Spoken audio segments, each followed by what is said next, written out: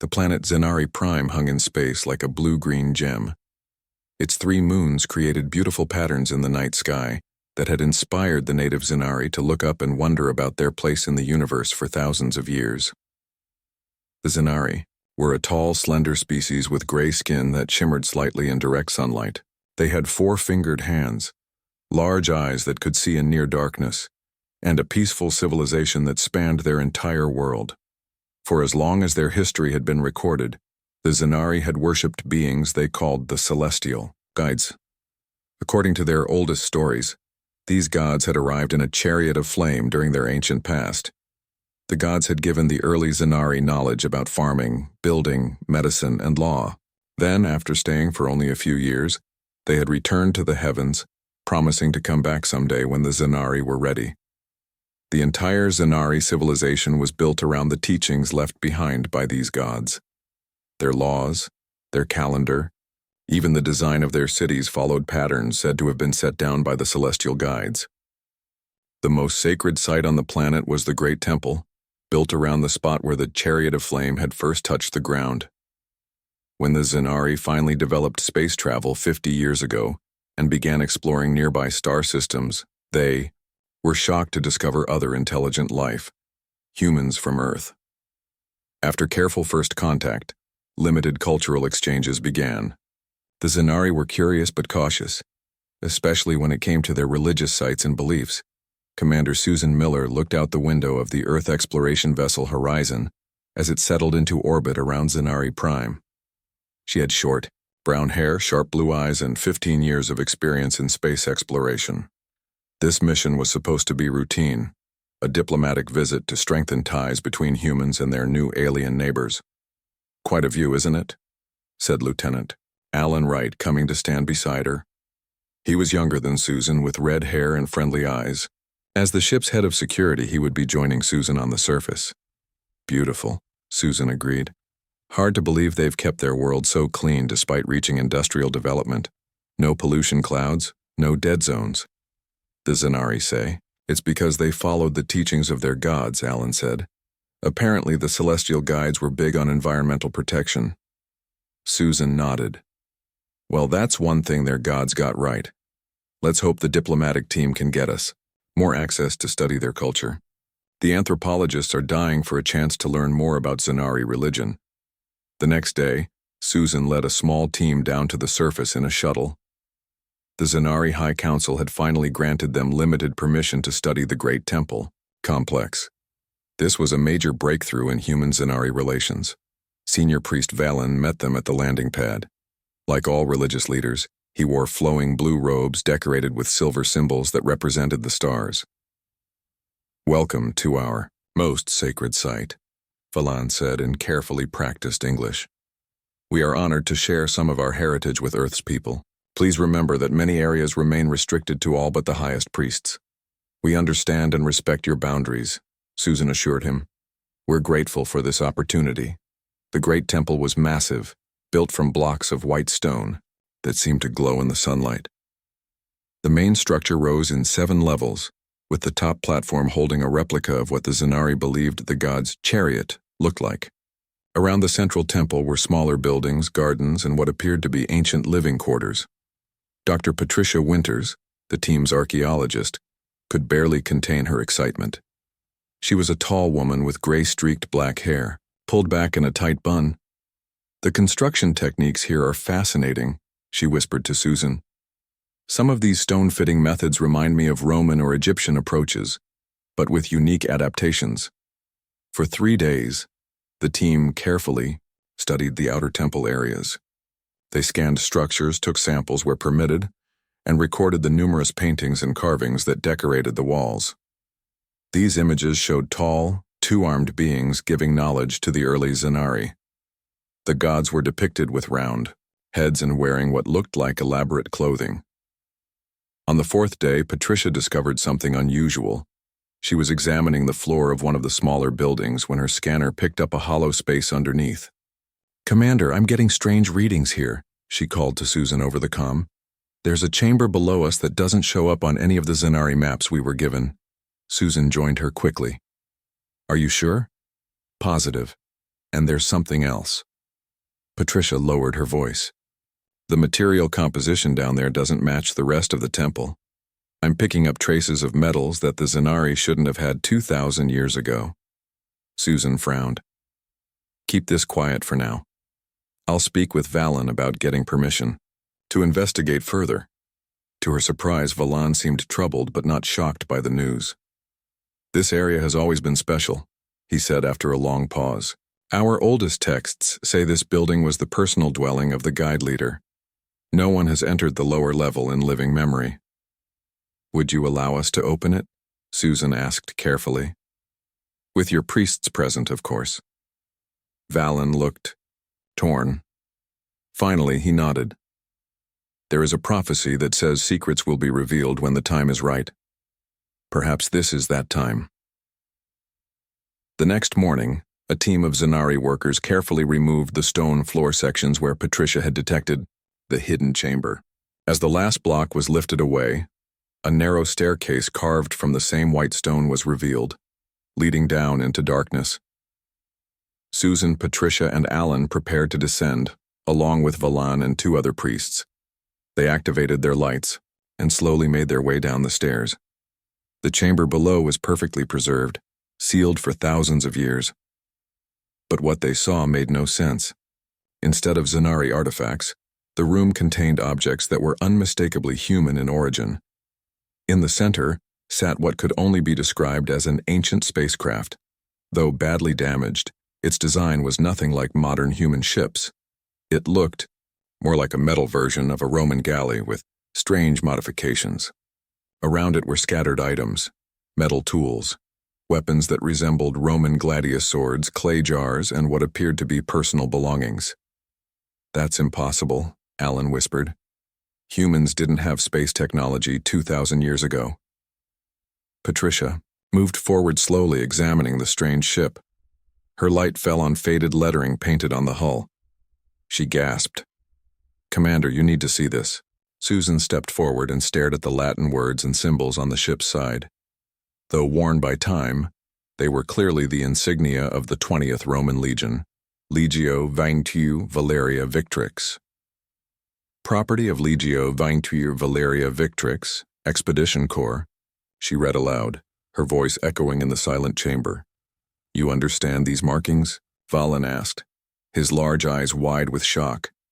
Susan turned to face him, suddenly understanding the weight of what they had discovered. Yes, these are Latin words from ancient Earth. This ship belonged to Roman soldiers who lived more than 2,000 years ago. Roman? Valen repeated the unfamiliar word. What is Roman? They were humans, Susan explained carefully. An ancient human civilization. The implications hit her like a physical blow. The Zanari gods, the celestial guides who had shaped their entire society, had not been divine beings from beyond the stars. They had been ordinary human soldiers from ancient Rome, and somehow, they had traveled across 40 light-years of space, at a time when humans were still fighting with swords and sailing in wooden ships. We need to assemble the full research team, Susan said quietly to Alan and Patricia, and we need to figure out how to explain to the Zanari that their gods were actually lost drunk Romans. Behind them, Valen stood frozen, staring at the ship that had just shattered the foundations of his faith. The discovery team worked in hushed silence for the next 3 days. They set up a temporary lab inside the hidden chamber, carefully documenting everything they found. The Zanari priests had gone into emergency meetings, trying to decide how to handle this world-shaking revelation. Only Valen returned each day to watch the humans work, his eyes filled with questions. Susan sat at a portable desk, reviewing the latest findings. Around her, the research team moved with careful precision, treating each artifact with respect. Commander, I've finished the first translation, called Research Officer Jack Bradley. He was a thin man with glasses and the best linguist on the team. He held up an old damaged book with leather covers. It's a captain's log. The writing is classical Latin and the leather has been preserved remarkably well in this sealed environment. Susan joined him at his workstation. What does it tell us? It's fragmentary, but I can piece together their story, Jack said, eyes bright with excitement. They were part of a naval expedition near Britain around 78 CE during Emperor Vespasian's first stint. According to this, they sailed into what they called a great storm of blue light and found themselves in unknown waters. Then the account gets strange. The captain writes about sailing among stars and a sky with no bottom. They had no concept of space, Patricia said from a nearby table where she was examining the remains of what appeared to be Roman armor. They could only understand their experience through the lens of sea travel. Exactly, Jack nodded. They believed they had been transported by their gods to some kind of afterlife or divine test. When they found this planet and saw the Zanari, they thought they were in the realm of spirits or gods. Alan joined the conversation, bringing a large clay vessel. Well, this might explain some of their stranger decisions. This is a Roman amphora, a container for wine or oil. We've found 12 so far, and according to the initial tests, they contained wine. Strong wine, Susan raised an eyebrow. So they were drinking? Heavily by the look of it, Alan confirmed. The log mentions regular offerings to the gods, which seems to be their way of saying they were getting drunk to cope with their situation. Lost, confused, drunk Roman soldiers encountering an early Zanari civilization, Susan summarized, shaking her head. No wonder they presented themselves as gods. It might have seemed the safest approach. Chief Science Officer Natalie Foster entered the chamber, carrying a tablet. She was a serious woman with dark skin and braided hair who rarely showed excitement, but today her eyes were wide. "Commander, I've completed the full temporal and spatial analysis," she said, handing Susan the tablet. "The evidence is conclusive. This region of space experienced a massive temporal spatial anomaly approximately 2,100 years ago." "In plain English, please," Susan requested. "A wormhole," Natalie simplified. "A temporary tunnel through space-time. These Romans didn't develop space travel. They were accidentally transported here through this wormhole. The mathematical model suggests it connected the waters near Britain directly to this star system, but also sent them forward in time by about 200 years. Susan studied the complex equations on the screen. "So they arrived here around 2,300 years. Go local time?" "Correct." "Which aligns perfectly with the Zanari historical record of when their gods arrived," Natalie confirmed. Jack looked up from his translations. According to this log, they had about 120 men who survived the journey. They tried to repair their ship, but it was beyond their abilities. They realized they were stranded. "So they made the best of it," Patricia concluded. "But how did they communicate with the Zanari? The language barrier would have been enormous." "The log mentions creating picture symbols to communicate," Jack said. "But there's something else interesting here. The captain writes that after several months they began to understand the spirit people better, as if learning their language became easier than expected." Natalie looked thoughtful. "The Zanari have a limited form of empathic ability. Scientists mentioned it during our first contact.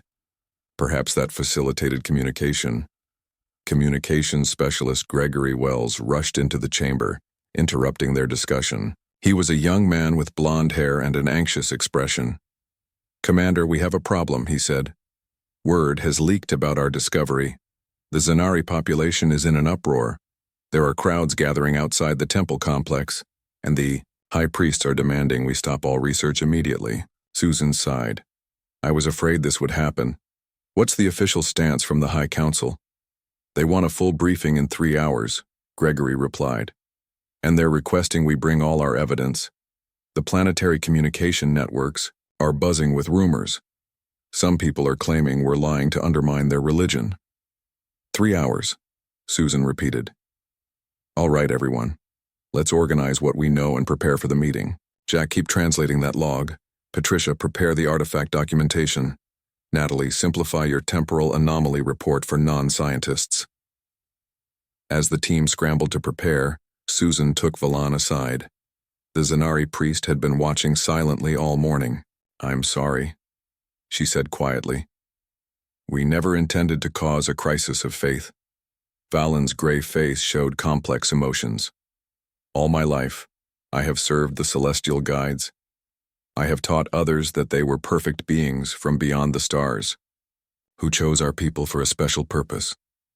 Now I learn they were lost humans who drank fermented liquid to ease their fear." He paused.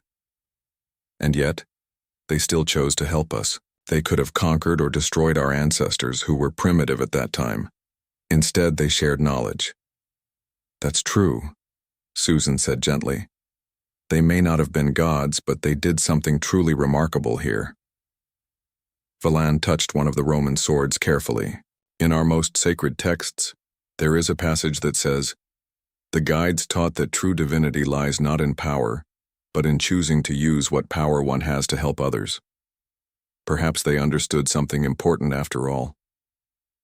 3 hours later, Susan and her senior officers stood in the grand meeting hall of the Zanari High Council. The room was filled with religious and political leaders, all watching them with a mixture of suspicion, curiosity, and, in some cases, barely concealed anger. High Priest Zarek, the eldest and most respected religious leader on the planet, sat in the center chair. His skin had paled to almost white with age, and his eyes were deep and thoughtful. "Humans of Earth," he began formally, "you have made claims that shake the very foundation of our society. You say our gods were merely your own kind, lost and confused. This is difficult for us to accept. Show us your evidence." Susan stepped forward. "Respected leaders of Zanari, we understand how troubling this discovery must be.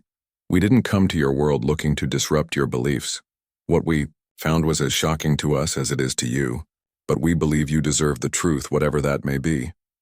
She nodded to her team and they began presenting their findings: the ship with Roman markings, the translated log entries, the personal items belonging to human soldiers, and finally, Natalie's scientific explanation of the temporal anomaly. As they finished, a heavy silence fell over the chamber. The Zanari leaders looked at each other, communicating in their own subtle way that humans still didn't fully understand. Finally, High Priest Zarek spoke again. "If what you say is true, then everything our people have believed for thousands of years is based on a misunderstanding." "Not everything," Susan replied carefully. "The knowledge they shared, the principles they taught, those had real value regardless of who they came from." Zarek fixed her with his ancient gaze. "We must see this ship for ourselves, all of us, and then we must decide what to tell our people."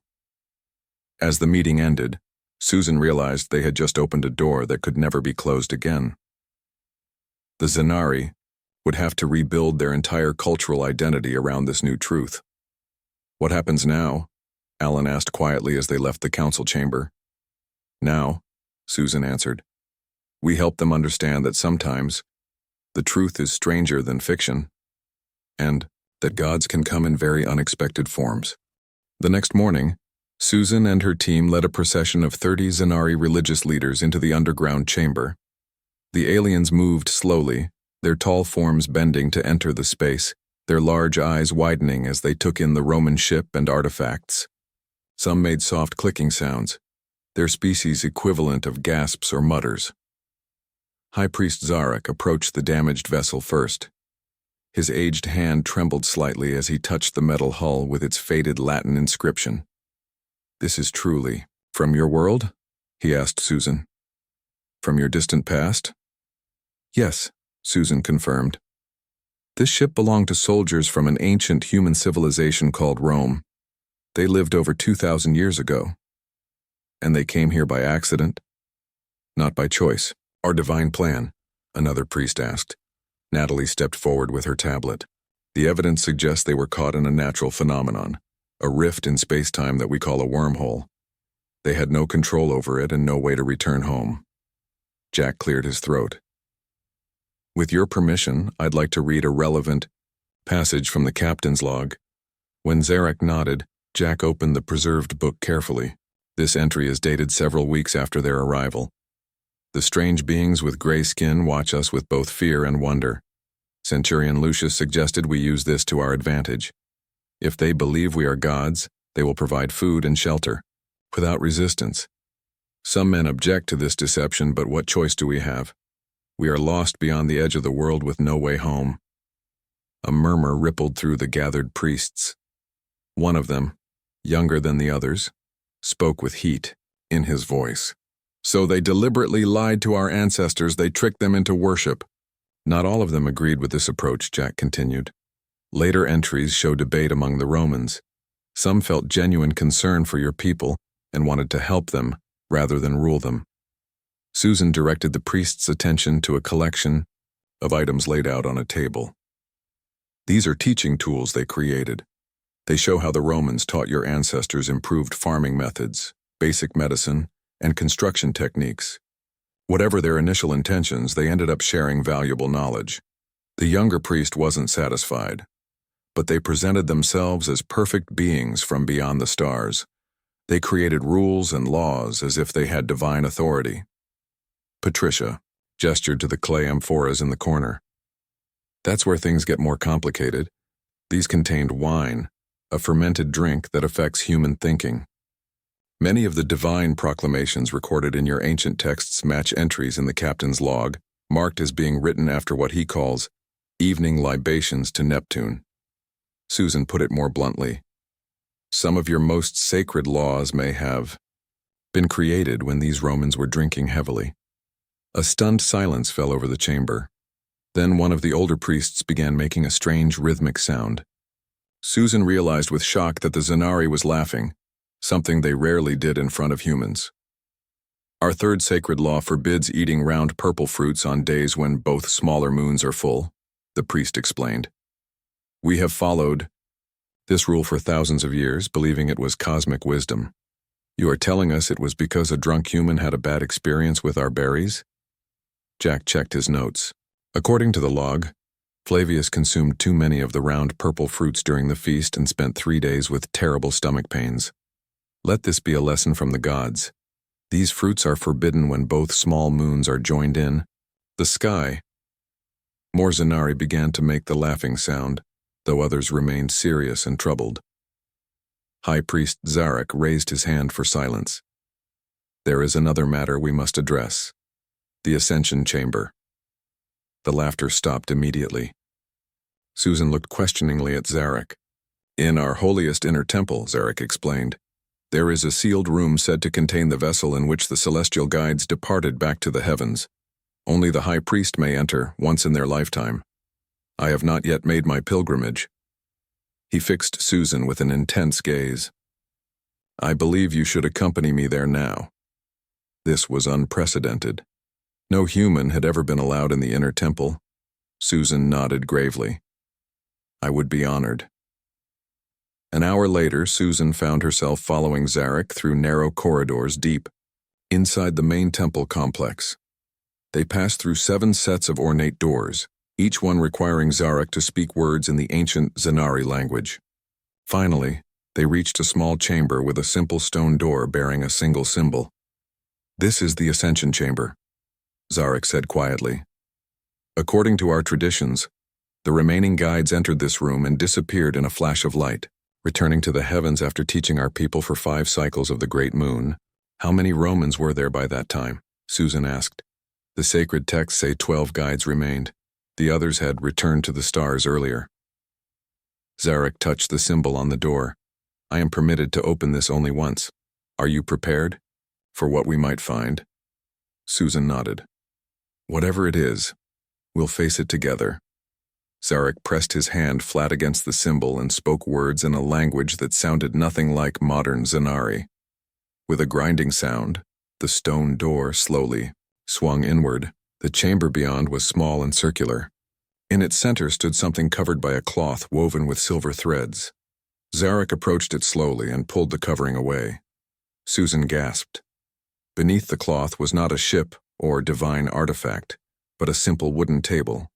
On it sat 12 human skeletons arranged in a circle, as if they had been sitting together for their final moments. In the center of the table were the remains of a large clay vessel and several cups. The final communion, Zarek whispered. But what happened to them? Susan examined the scene carefully. There's something in the cup nearest to us. She peered closer without touching anything. Residue of some kind. Natalie joined them, having been allowed to follow at Zarek's request. She used a small scanner to analyze the residue without disturbing it. It's poison, she said after a moment. Mixed with wine, a substance found in a local plant according to our database. Susan looked at the scene with new understanding. They knew they were dying, perhaps from age or illness. They chose to end their lives together, as the last of their group. They arranged themselves to look like they had vanished to the heavens, Zarek added quietly. Their final deception. Or their final gift, Susan suggested. They gave your ancestors hope and a sense of divine purpose. They could have told the truth before they died, but they chose to preserve the belief system they had created. Zarek stood in silence for a long time, looking at the remains of the beings his people had worshipped for thousands of years. Finally, he spoke. We have built our entire civilization on their teachings, our laws, our customs, our understanding of the universe, all based on the words of lost drunk humans who lied about being gods. He turned to Susan. What should we do with this truth? Susan chose her words carefully. That decision belongs to your people, not to us. But remember that whatever their origins, the principles that built your society have value. Your people created a peaceful, advanced civilization based on these teachings.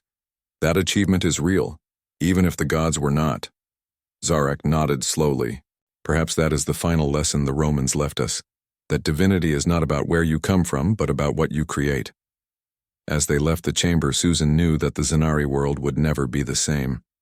A new chapter in their history had begun, one that would be written with the knowledge that their gods had been all too human. News of the discovery spread across Zanari Prime like wildfire. Despite efforts by the High Council to control the information, within days every Zanari knew that their gods had been stranded humans from ancient Earth. The planet's communication networks buzzed with debate, confusion, and in some places anger. Susan watched the unfolding situation from the observation lounge of the horizon. The ship had remained in orbit, but most of the research team had returned to the surface to help the Zanari leaders manage the cultural crisis. Any change in the protests? Susan asked as Gregory entered the lounge. The communications specialist had been monitoring Zanari news channels. They're growing, Gregory replied, looking tired.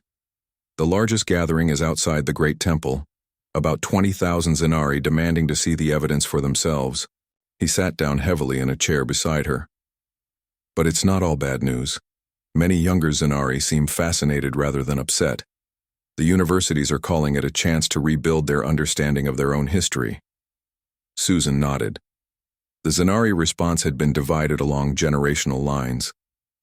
Younger Zanari tended to view the discovery as an exciting revelation, while older ones struggled with the challenge to their faith. The High Council has called for a planet-wide address tomorrow, Gregory continued. Zarek will speak directly to all Zanari at once. It's unprecedented. Has he decided what approach to take? Susan asked. He's been meeting with both religious and scientific leaders for the past 2 days, Gregory said. No one knows exactly what he'll say. The door to the lounge slid open and Jack entered carrying his tablet. Commander, I've finished translating the remaining logs, he announced. There's something you should see. Susan gestured for him to sit. What did you find? The later entries reveal that many of the Romans came to genuinely care for the Zanari, Jack explained. The captain writes about feeling guilty for the deception. Listen to this entry from about 2 years after their arrival. The Gray people have shown us nothing but kindness. They look to us for wisdom we do not truly possess. Some nights I cannot sleep for the weight of this lie. Yet what would happen if we told them the truth? Would they turn against us? Or worse, would they lose the hope and purpose our presence has given them? Susan considered this. So they were trapped in their own deception. Exactly, Jack said. But they tried to use it for good. The captain writes about creating laws that would help the Zanari thrive long after the Romans were gone. They taught sustainable farming, water management, conflict resolution. When some of the soldiers suggested they should rule as harsh gods, demanding sacrifice and tribute, the captain refused. That matches what we've seen in Zanari society, Gregory noted. Their religious laws emphasize environmental protection, community cooperation, and peaceful resolution of disputes. These have been constants in their culture for thousands of years. A call came through on the ship's communication system. It was Alan, who had remained on the surface with Natalie. "Commander, High Priest Zarek is requesting your presence at the council meeting tonight. He says it's urgent." "Tell him I'll be there," Susan replied. 6 hours later, Susan sat in a large circular room within the government complex. Around her were 50 Zanari leaders, religious figures, scientists, government officials, and community representatives. The mood was tense, but not hostile. Zarek stood at the center of the circle. Unlike previous meetings, he had removed his ceremonial robes and wore a simple gray garment. "Friends, we face the greatest challenge in our history," he began. "For thousands of years we have built our society on the teachings of beings we believed were gods. Now we know they were humans, lost, confused, and sometimes drunk."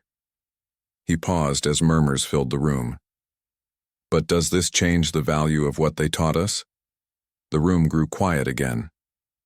"I have spent days examining the evidence and searching my soul," Zarek continued. "I have read the words these Romans wrote when they thought no one would ever see them, and I have concluded that while they were not gods, they were something perhaps more remarkable. They were flawed beings who chose to use their unexpected power to help rather than harm." He gestured to Susan. "Commander Miller has given us access to Earth's historical records about these Romans. Their own society was often violent and cruel. They conquered other peoples and took slaves, yet the men who came here chose a different path with us." A scientist named Kelvin stood up. "But they lied to us. They made us worship them." "Yes," Zarek acknowledged. "That deception cannot be denied. But consider this. In their final days when they knew death approached, they had a choice. They could have revealed the truth, yet they chose to maintain the belief system they had created." "Why?"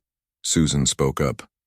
In the captain's final entry he wrote, "We came to this strange world by accident, but perhaps our purpose here was not accidental. We have given these gentle people a sense of cosmic meaning and direction. Who are we to take that away? Let our final gift to them be hope." Zarek nodded. "They were not gods, but they gave us something real, a foundation for a peaceful and prosperous civilization." An older priest rose shakily to his feet. "What do we tell our people? Their faith is in ruins." "Not ruins," Zarek corrected. "Transformation. I propose we tell them the complete truth, but also celebrate what these humans helped us become. Our ancestors took their teachings and built something remarkable with them. That achievement belongs to the Zanari, not to the Romans." The debate continued for hours. Some argued for suppressing the truth, others for rejecting everything associated with the Roman teachings. But gradually, a consensus emerged around Zarek's middle path, honesty about the past combined with pride in what the Zanari had built from it. As the meeting ended, Susan found herself walking beside Zarek through the quiet hallways of the complex. "Your approach is wise," she said. "Many societies would be tempted to bury such a challenging truth." Zarek looked thoughtful. "When I first learned about the Romans, I felt betrayed. But then I realized something important. The celestial guides taught us to value truth and wisdom above comfortable illusions. If we abandon that principle now, we would be betraying ourselves." "What will happen tomorrow?" Susan asked. "When you address your entire world." "There will be pain and confusion," Zarek admitted. "Some will reject the truth. Others will use it as an excuse to abandon our moral traditions. But I believe most Zanari will do what we have always done, adapt and grow. We will create a new understanding of ourselves, one based not on divine authority but on the shared wisdom of generations." He paused at a window overlooking the city below, where lights twinkled in the gathering dusk. "Perhaps that is the greatest lesson in all of this, that wisdom can come from unlikely sources, even drunk, lost Romans who accidentally became gods." The next morning, billions of Zanari gathered around communication devices to hear Zarek's address. Susan and her team watched from the horizon, knowing that this moment would forever change the relationship between humans and Zanari. As Zarek's face appeared on screens across the planet, he began simply, "People of Zanari, today I share with you a truth about our past that will shape our future. The beings we have called the Celestial Guides were not gods from beyond the stars. They were humans, lost, far from home. And yet, what they helped us build together was no less remarkable for that truth." 6 months passed. The initial shock and turmoil on Zanari Prime had gradually settled into a new normal.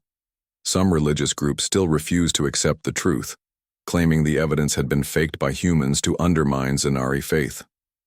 But most of the population had embraced the revised understanding of their history, finding in it a new kind of pride.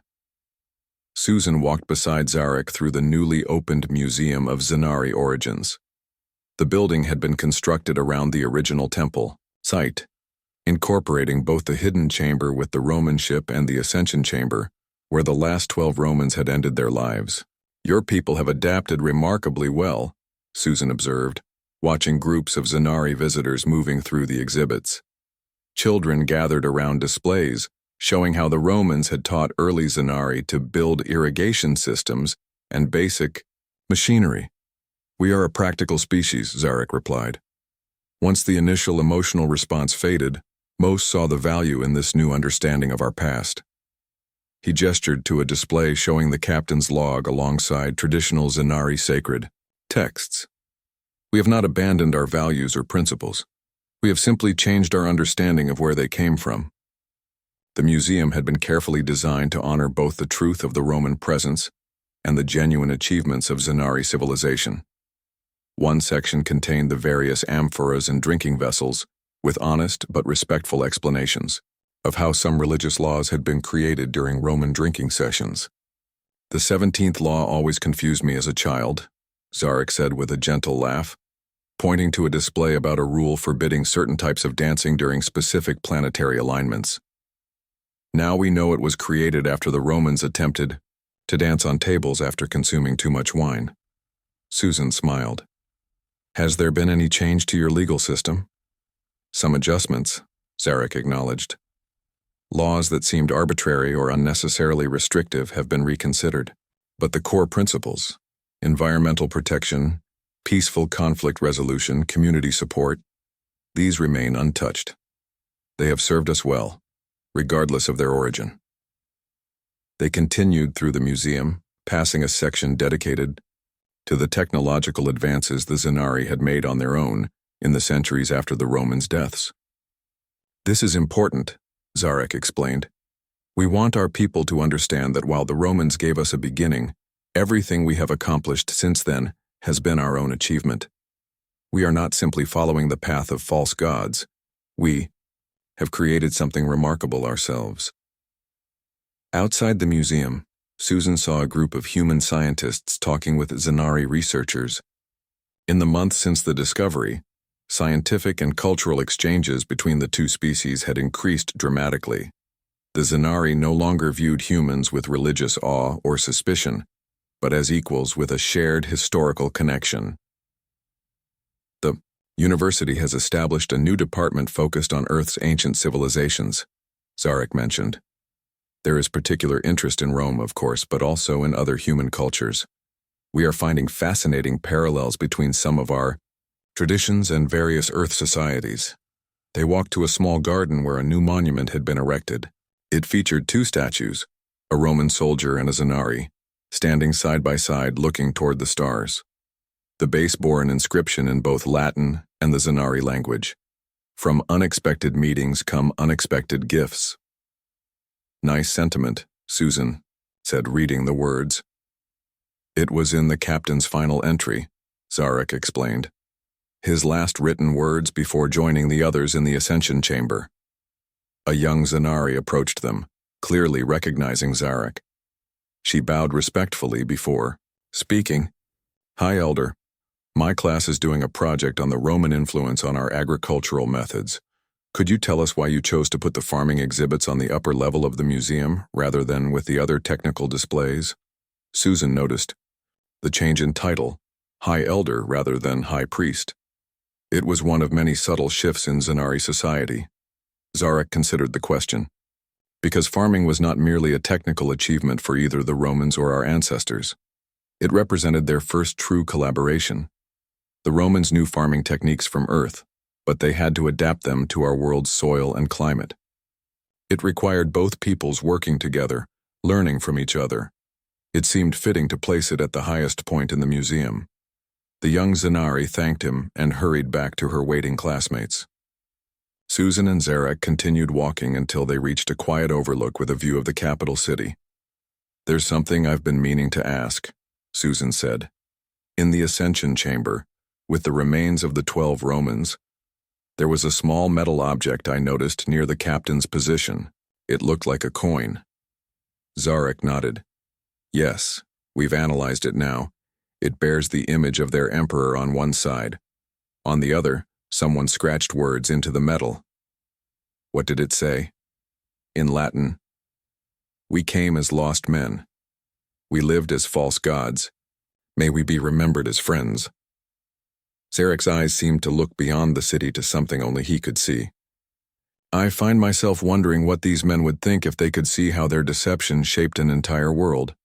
"I think they'd be amazed," Susan replied, "and perhaps a little proud.